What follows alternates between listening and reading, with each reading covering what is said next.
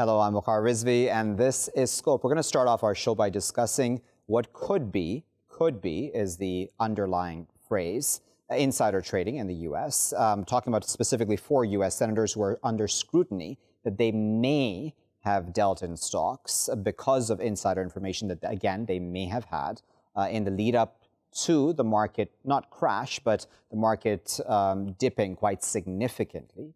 We know that this all, of course, happened because of the coronavirus pandemic and the panic that is now spreading ever so slowly and creeping in within the U.S. markets as well. 3 of these senators are Republican. 1 is also a Democrat, as Donald Trump liked to point out when he was asked about this issue at the White House at this time, Dianne Feinstein, and he actually praised her, saying that she's an honorable woman. So it's probably one of the rare times that Trump has actually praised a Democrat this openly as well. He just kept saying when he was asked about this that he would need further information before deciding if this was if there was any wrongdoing really on the parts of any of these senators. Now, the senators themselves have said that, listen, we haven't done anything wrong, that these were just normal activities on the part of our accountants and the rest vis-a-vis our finances and the use of the stock markets and the use of stocks, etc. They just made their judgments and etc. However, we have then Richard Burr, who made statements in private in D.C.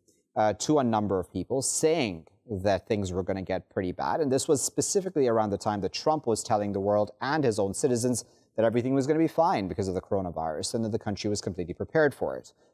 So does he have something to answer for specifically as well? I believe he traded at up $1.7 million of stock, which him and his wife sold just ahead of the market decline because of the coronavirus. Let's discuss all of that a bit further. We're now joined by Allan Dodds, who is investigative correspondent based in New York. He first investigated Trump in the 80s. He's formerly been on ABC, CNN, and Bloomberg. He's joining us now from Connecticut. Joining us from Washington, D.C. is Michael Lane, who is the founder of the American Institute for Foreign Policy.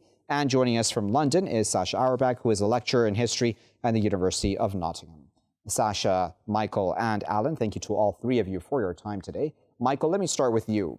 Do you think that there has possibly been some wrongdoing on the part of these senators? Well, there has possibly, and I'm glad in your setup, Waqar, that you said we would focus on Senator Burr from North Carolina. I believe the other ones caught up in this. Their initial release of information as to how it happened is very credible, and they're probably going to receive a little bit of scrutiny, and then it's all going to go away for them. The real problem is Richard Burr, from the chairman of the Intelligence Committee from North Carolina. His trades are a little bit more obvious than the other ones. He did control his own account, unlike others who did not control their own accounts. It was in a blind trust in several cases, or their husbands controlled it or something like that. So the real question now is, was there any criminal activity that Burr pursued as a result of having insider information? There are 2 statutes that apply here. The first one, I think the answer is flatly no. The insider trading statute in the United States calls for criminal penalties if you have insider information on the specific company that you are trading. Clearly, that's not the case here. What has been alleged is that Burr has information about the industry in general. He's accused of trading a lot of travel industry stocks, particularly the hotel stocks. So the next question is not insider trading, but the Stock Act of 2012. Did Burr violate that by using information that he had as a result of a briefing, classified briefing that he got in the Senate that caused him to conduct these trades? And that's going to be very, very difficult to prove.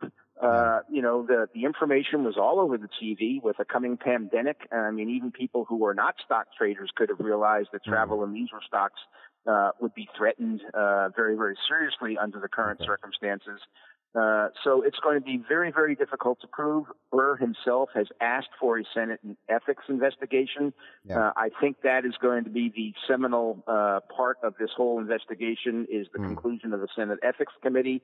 They usually don't come down too hard on their colleagues, but I remain open-minded to find out what they'll say. Okay, so Allan, what are your on this? Because, beyond just what's happened publicly, there was also that private meeting, right, where Burr then spoke about, the situation. And this was just in the lead up to the current a situation in the U.S. where Donald Trump, too, is now realizing this is a lot more serious than what he may have made it out to be originally. Around the same time that Trump was making light of the situation, seemingly, publicly at least, Burr was telling privately, others that, oh, no, this situation is quite serious, almost really giving a warning, in a sense, to others? Well, that was an excellent summary of the legal issues. The real issue is ethical and maybe say ethical and political. It really looks bad at a time when the country is in crisis for any politician to appear as though he or she is acting on information that is non-public. That's number one. And number two, in Burr's case, to act on information that may be public, but then to make public statements that are contrary to your own actions. And in his case, he co-authored with Senator Lamar Alexander a piece on the Fox News webpage about the coming pandemic, and not to worry, we've got this, we're the best prepared nation in the world, et cetera, et cetera. Clearly, he was unconvinced, at least if his stock trades are any evidence. Indeed. And since, Sascha, I'm wondering, what precedent do we have for this on the part of U.S. politicians, getting involved in insider trading at this level? Because this is very serious. We're talking about $1.7 million just on the part of Burr and his wife, as well as his previous vote when it came to the Stock Act, and he actually voted against it. All of this looks really bad. Well, I think you have to put it in the context of how hand in glove American corporations are with American politics. What's unusual about the situation is not that Burr took advantage of the knowledge that he had, and let's keep in mind that all these senators are very wealthy people in general. They're wealthy before they arrive at the Senate, and they tend to get wealthier while they're in the Senate. They have access to all kinds of information that other people don't have access to. Not to say the least of these Senate intelligence briefings. I think what's unusual is that he did it so foolishly and so obviously and got caught. That's really what's unusual. Will anything really come of it? I have to agree with my colleagues. I don't think this is going to stick. Okay, so then this doesn't do any favors, right? Because we know that Congress and Senate do not have very high approval ratings in the minds of Americans. That's been the case for a number of years, I believe. This certainly will not look good to Americans at a time when the entire country is genuinely going through quite a steep or quite a decline economically, right, because of the coronavirus pandemic, and a lot of people are being laid off, or quite a number of people are being laid off, or at least furloughed to an extent.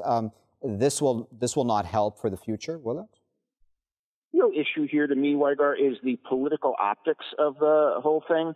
Richard Burr is not up for re-election this year, so the pressure personally on his own career and on himself is relatively little.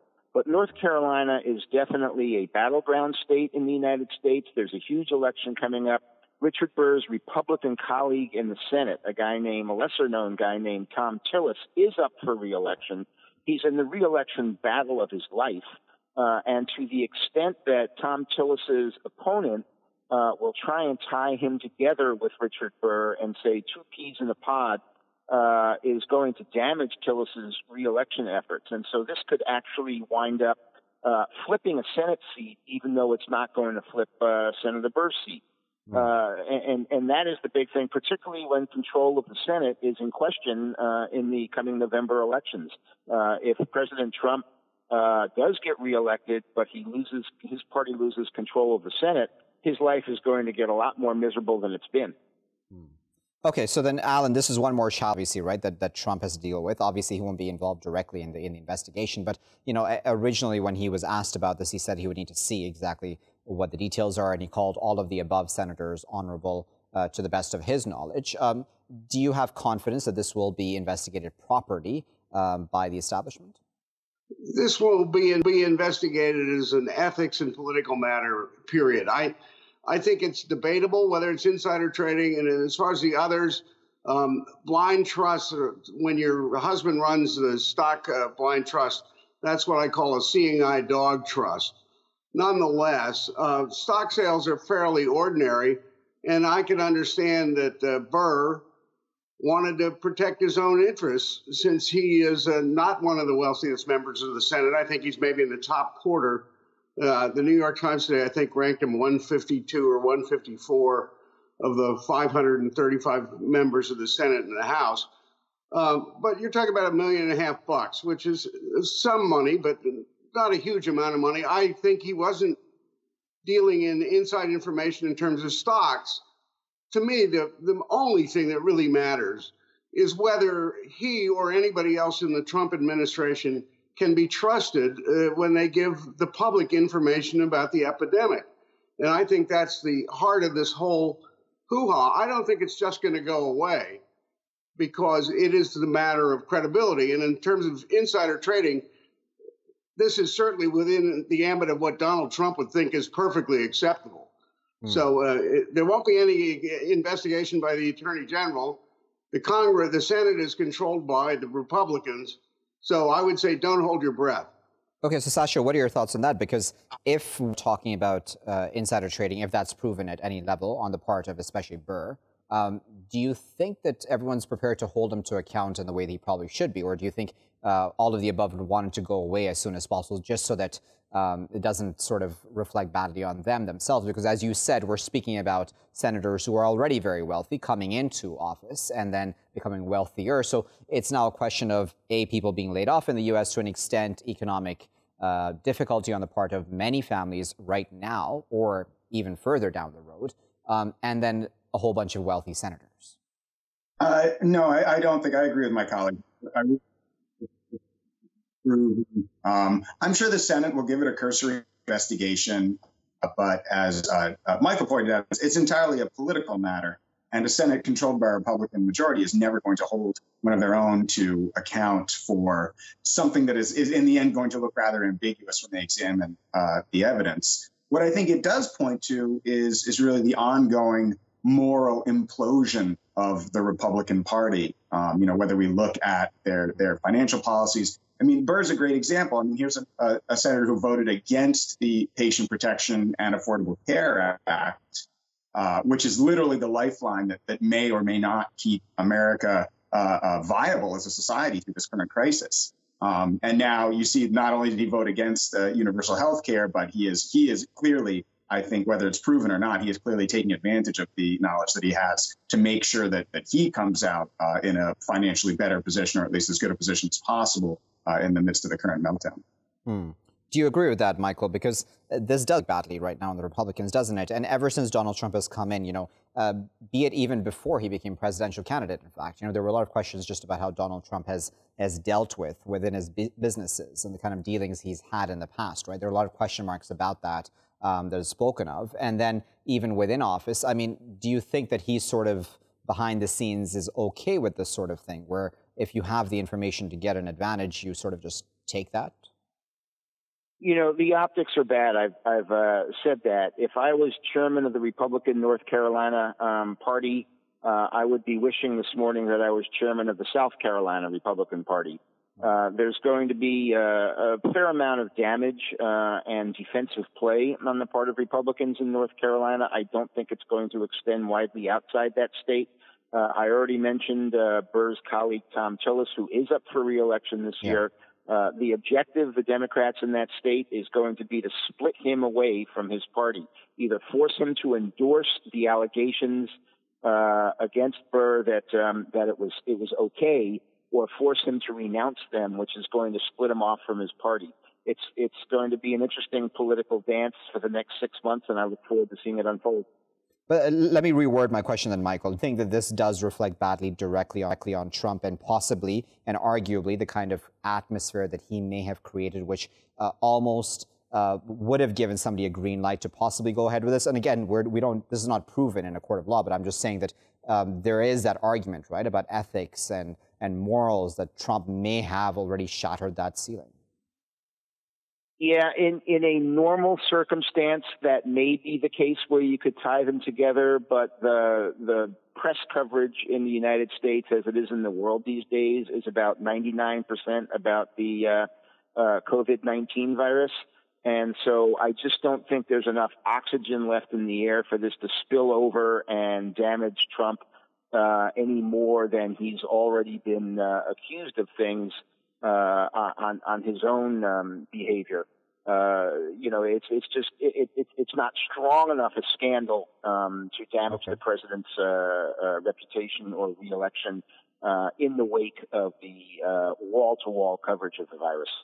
Okay, so then, Allan, this is very well to something else that had come up a while back that I was reading about how Donald Trump, I believe, and I'm going to paraphrase him, had not denied that he knew that the rich would probably get access to the kinds of testing that needs to be done very widely across the United States. I'm talking about COVID-19 testing specifically. He didn't deny that there would probably be better access for the rich to even better care. And do you think that this then, again, goes to show the inequality within the U.S. and how problematic that may be, even at a time of a pandemic? It certainly shows that Donald Trump has lived his whole life with that philosophy in mind. You can go back to when he was avoiding the draft. I mean, during the campaign, he couldn't even remember which foot it was, which he had his alleged bone spurs. So I think being a man of privilege to him is the way, the American way. So inequality is going to continue to hold forth. To me, the bigger question is going to be whether he manages to corrode the credibility of the single most important official in this whole thing, Dr. Anthony Fauci, who is an enormously tremendous scientist, to sound like Trump. I mean, he's really a distinguished public servant. I've interviewed him over the years about counterfeit aid drugs and other subjects. And he stands there while Trump makes misstatements. I don't know how long he can take it, or whether he, like so many other people, will be corroded in the end. So then the question then, again, back to the question of inequality, Sascha, pardon me, is that of, do you think that there will very clearly be a rich and not poor, but even middle-class divide on how this pandemic plays out in the U.S., where the rich will get access to probably better care and probably quicker testing as well? Oh, there's no doubt about it. And I think that the gap between the wealthy and the middle class will be noticeable, but where you'll really see it is in the gap between the middle class and the poor in America. I mean, America as a developed country, as an industrialized country, is way off the charts in terms of the discrepancy between how the poorest 10 to 15% live and how the wealthiest 10 to 15% live. And when you think about the degree to which the poor in America cannot afford to stay home from their jobs, the degree to which they're much more dependent often on local and familial support networks than middle-class households, which tend to be much more independent of those are. Even things like social distancing are going to be almost practically impossible amongst the poor in America. And then you look at the way that the government is reacting specifically, like in contrast, for example, the UK, which has said very explicitly, look, we're going to impose wartime conditions. Industries have to re-gear to produce ventilators. And you contrast that with the Trump administration, which at first wouldn't even admit there was a problem, now is reluctantly admitting there's a problem, but won't take the measures necessary to ensure that the healthcare officials, healthcare professionals have the equipment they need, that won't take the steps to make sure that the spread of this pandemic is reduced to a manageable level. Very well. We'll leave there as a final word. We appreciate, of course, all three of our guests for their time today. That was Sascha speaking to us from London, Michael from Washington, D.C., and Allan was speaking to us from Connecticut in the U.S. Viewers, we've spoken about the 4 U.S. senators who are under scrutiny at this point in time. It seems that 3 of the senators have fairly credible arguments, as Michael had there laid out, about what may have occurred, why exactly they were trading in stocks in, again, a suspicious fashion. And the optics, of course, are suspicious, but it may not actually be suspicious when it comes down to the details. Nevertheless, Richard Burr himself and what he's done, and his wife, mind you, may be genuinely suspicious. And that's been the first case that came out. Anyhow, why would he tell a private audience at the exact same time that Donald Trump was trying to sell to the American people that nothing was really happening, that something was going to be happening, that things were going to go south very soon, and possibly giving a warning to people in the crowd? Now, we don't know the details of who exactly was in the crowd, what exactly Burr meant by giving that warning, but nevertheless, he sold $1.7 million in stock. As Allan said, it's not a huge amount for very wealthy senators. As Sascha there said, these are all wealthy men and women in the Senate. So it's not like they're, $1.7 million would really dent whatever their assets are worth. Nevertheless, it's the optics of this, the politics of all this, as Michael had mentioned as well. This will possibly hurt the Republicans and even possibly Donald Trump, because he will be judged at every detail about how or how not he has dealt with this coronavirus pandemic in the U.S. At this point in time, it seems fairly chaotic, but we'll keep a close eye on that, of course, here in Scope. I'll be back with the next segment after this.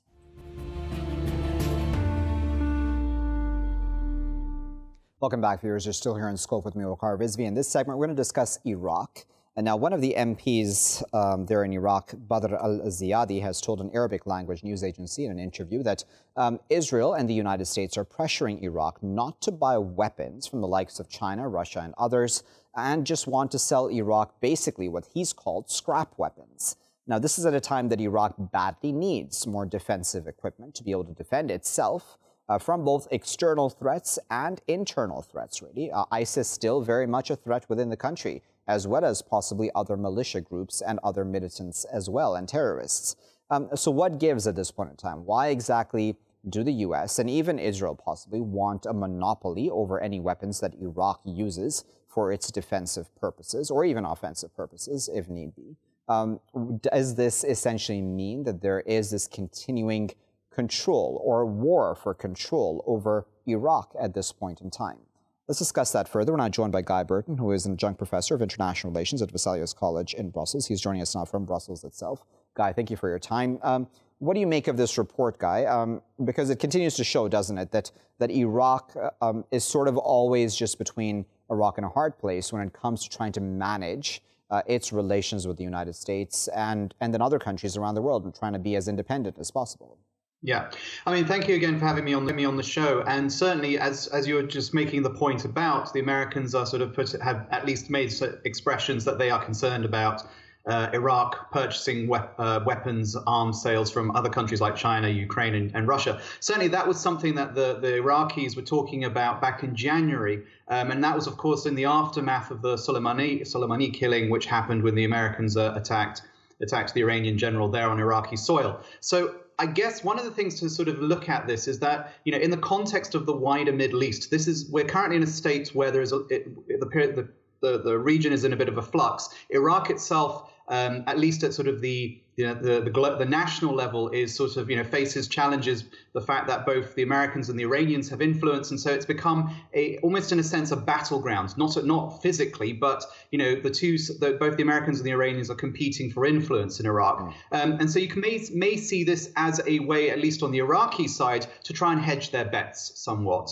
To reach out to both sides, because it's clear that they're not going to be able to remove either of those influences in their country for the moment. So it's basically about trying to to take advantage of the situation and to sort of see who they can attract. There's also, of course, on the American side, a concern that who is going to have access to these non-American arms if indeed they are sold. Very much the case that we have, Iraq's, security is provided to some degree, not just by the state, but also by paramilitary groups, which have connections to the Iranians. And so the Americans would be quite loath to lose control and lose access to, to other countries that are able to supply them.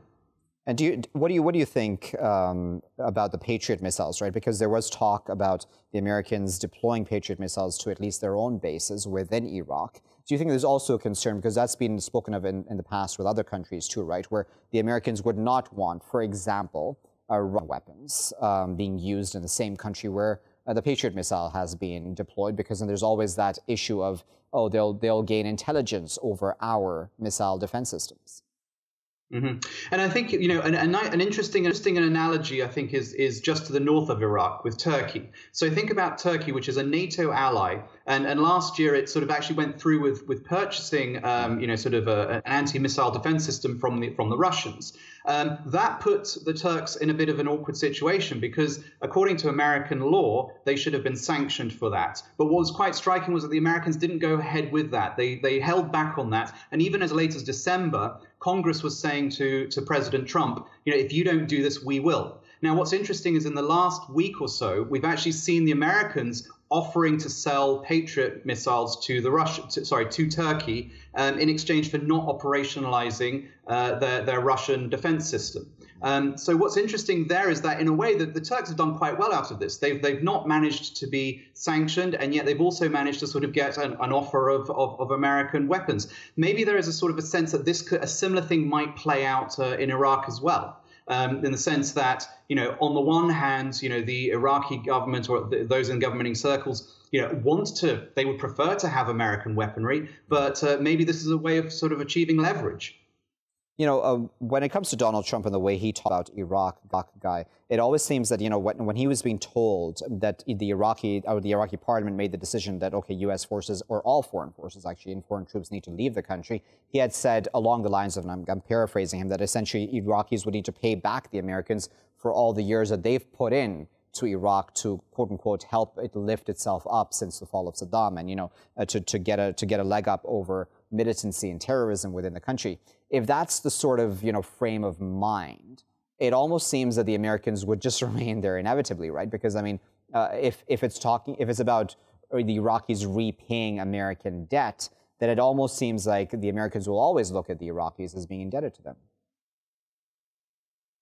Into context, of course, yes, Donald Trump is the most sort of visible, American presence for the Americans. But I think often there's a sense that we need to sort of filter him out because he does say some quite sort of radical and extreme things. And I think really the Iraqis are probably sort of looking more towards, sort of the Department of Defense, sort of the foreign policy establishment. There is always obviously the possibility that Trump may not be there, come this time next year. So I think, the Iraqis themselves are probably looking more at the foreign policy and defense establishments to see what they're saying when it comes to American policy. And certainly there has been some sort of contradictions that have been in Trump's Middle East policy over the last 3 years. He's said things, then rode back. And so I think there has been a sense amongst many of sort of the region's leaders that, rather than sort of take him at his word, it's far better to see what is actually happening on the ground.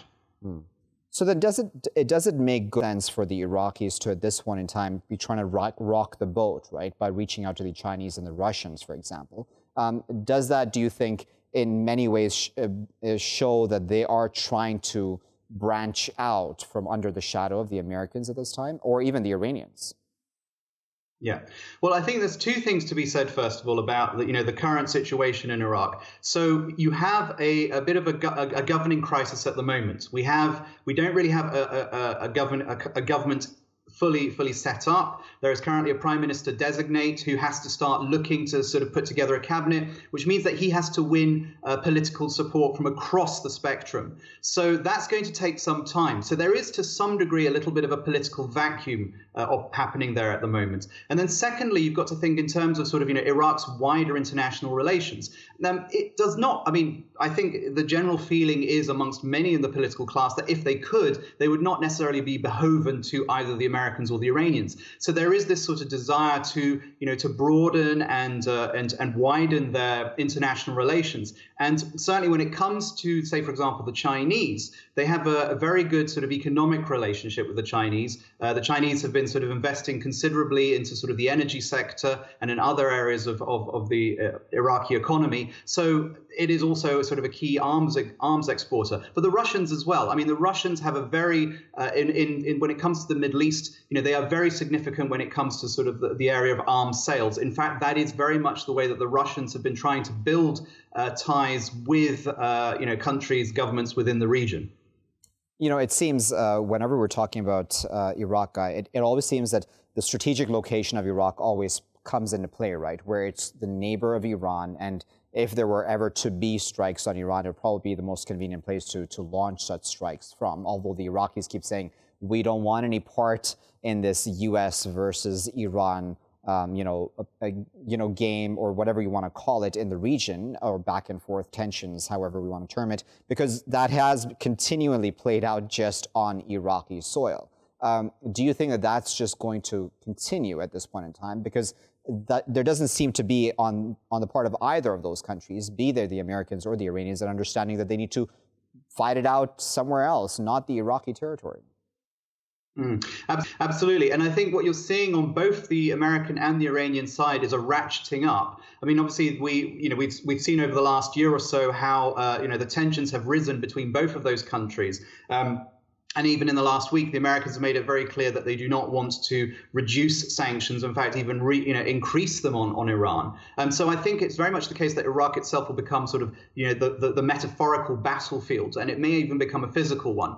Now, what is interesting is that what we have seen over the last 3 or 4 months, these tit-for-tat attacks, sort of against, sort of American bases, against, and then sort of reactions which takes effect against, Iranian-backed militias. But what is interesting in the most recent attack that took place about a week ago in Iraq against an American base, we haven't seen an American response to that. Now, the question for that is why, and it may well be that the Americans are sort of waiting to see whether the new prime minister designate can actually establish a government that can show some degree of sovereignty and independence. And if that's the case, then that is very much sort of, desirable for the Americans. Of course, this idea of tit for tat is a concern, because that could well escalate over time. And it's very much the case that the Iraqis, if they have one way to try and respond to this, it's to show that they can, take control of things. Of course, the problem is that within the political class in Iran, you have, within Iraq, the political class in Iraq, you find political groups that are sort of backing both the American side, one side backing the American side and the others backing the Iranians. So the American and Iranian influence is deeply embedded embedded into Iraqi political life.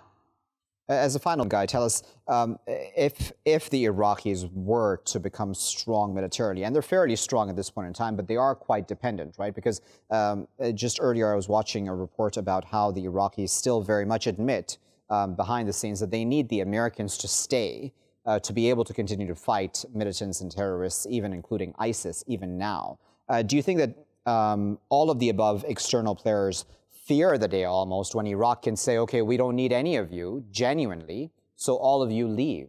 Do you think that they're sort of waiting for that influence to just stretch so that they can take, be it economic advantage of the country or otherwise? Yeah. I mean, the big problem is then I think we need to sort of be aware that ultimately the Iraqi state is pretty weak. And this is why it's reliant on both the Americans and the Iranians. On the Americans, because the Americans and others like NATO are providing sort of training of its own security forces against sort of radical and terrorist groups. On the other hand, Iraq itself, the Iraqi security system is not comprehensive. And so what you've found is that a number of sort of the Iran-backed militias have been those that have provided some of the security that the Iraqi state requires. So it is quite a weak state, and it is also one that suffers from a number of problems, both in being able to be a good economic manager as well as being effective in terms of governance. And that is also why we've seen this other thing which we haven't talked about, which is the protest movement that has been present since October. It's taken a bit of a backseat, obviously, because given the coronavirus and also pressure from the political class, people are not congregating on the streets. But there is this sense, within wider Iraqi society that the political system itself is not fit for purpose, even for Iraqis. Very well, Guy. We'll leave it there at that. As always, we appreciate your time speaking to us there from Brussels. That was Guy Burton. We've tried to give you the context of this, right? Because as Guy there at the end mentioned, Iraq is still a fairly weak government. And this is a government which, one must remind viewers, is one that's been brought in since the U.S. invaded that country and overthrew Saddam Hussein, at least the governing structure, I'll say, and not necessarily all of the people who are currently in government. But that's one of the grievances of the people on the streets, right? Or was, at least, until the coronavirus outbreak. And that's one of the things they've been calling for. They don't want the American influence or the Iranian influence. They just want Iraqis to lead their own country. But then if Iraqis are not independent enough to be able to make decisions about who exactly they're allowed to buy weapons from, be it the Chinese, the Russians, the Ukrainians, the Americans, the Israelis, or whoever, why exactly should they come under the pressure of the Americans and the Israelis to only buy their weapons, and that too scrap weapons, if we're to believe this MP? We don't know exactly how all of this is going to play out, but at this point in time, Iraq desperately needs more military equipment, and if any of the other above countries are offering it to it, for a good price that Iraq can afford, why not go ahead and sign those sorts of deals? What exactly problem do the Americans have with that for a sovereign country to be making such a decision and not to remain just necessarily as a quote-unquote satellite of the Americans just because it was the Americans that invaded the country and brought in this governing system that currently exists? We'll keep a close eye on that because certainly this has ramifications too for Iran as well as the rest of the regional countries as well as far as their independence when it comes to making their own decisions vis-a-vis defense and otherwise. I'll leave it there for now. I've been Waqar Rizvi. Thanks for watching.